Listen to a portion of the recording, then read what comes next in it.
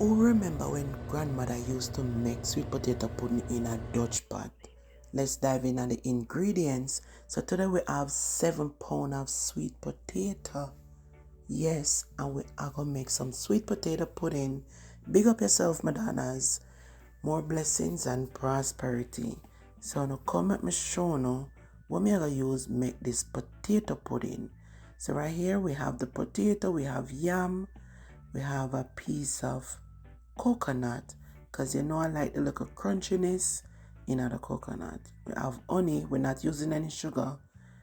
We have almond essence, cinnamon powder, we have a nutmeg, a little salt, yes, vanilla, we have coconut milk, and we have butter. Potato them look pretty, not true? Yes. Alright, so me peel the potato, wash them, cut them up, because this time I not grate them. So there's the yam and the potato and the coconut. All of this is just going to blend. Don't know if that's a good idea, but that's what I'm going to do. So I'm getting the liquid ingredients ready. So I'm cutting the coconut milk.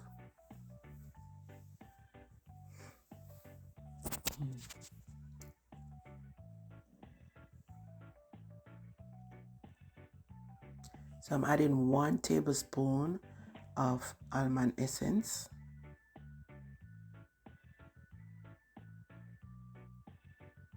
I'm adding 2 tablespoons of vanilla. This is my rosa and almond from Jamaica.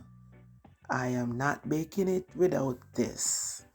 So, I have to add 3 tablespoons of this to bring up the flavor.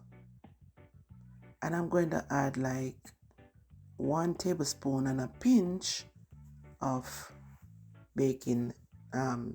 cinnamon powder, 1 tablespoon of salt, because I'm going in with 7 pounds of sweet potatoes. So I had a nutmeg and I'm just grating that. Yes, so that's the ingredients. Mix it up nicely. Then I'm blending the potato with that.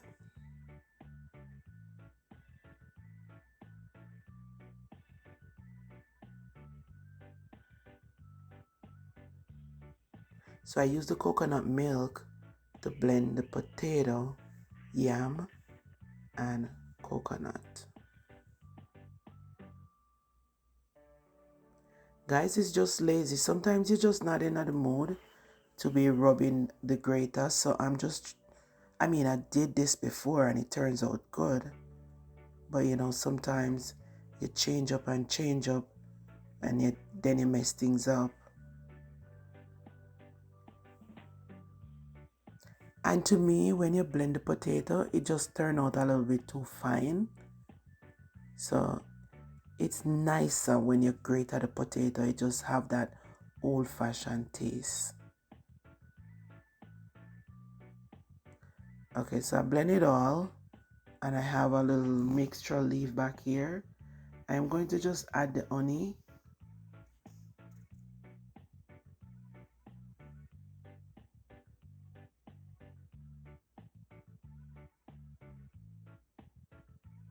The honey give it that glaze, but it also can make it get dark. So you have to watch it, especially when you use a lot. So I'm going to go in with a tablespoon of butter. And I'm putting that in the microwave just for 30 seconds and let it get hot. Pour that in and I'm just going to mix it in.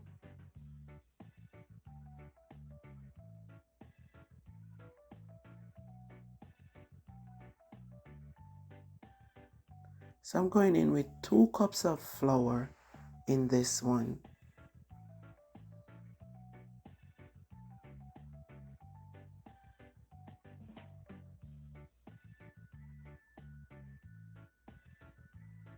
You know, I love to make potato pudding and rum cake.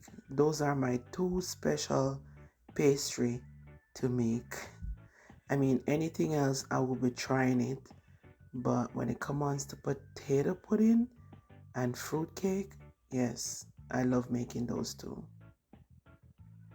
So now I'm just gonna get the Dutch pot ready. Mix it in properly first, and then I'm just gonna grease that Dutch pot, put the oven on preheated 400 degree, because this Dutch pot is thick, so I want to make sure that it's soaked. So now I'm going to just add the mixture in the Dutch pot.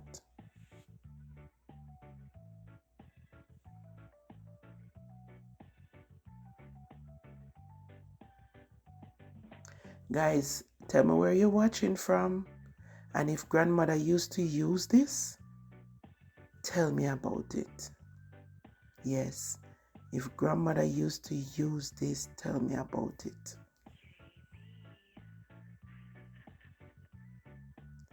Yes, the old time days, grandmother used to put it, what do you call it, banana leaf on top of it, and then you put the wood fire on top of the banana leaf.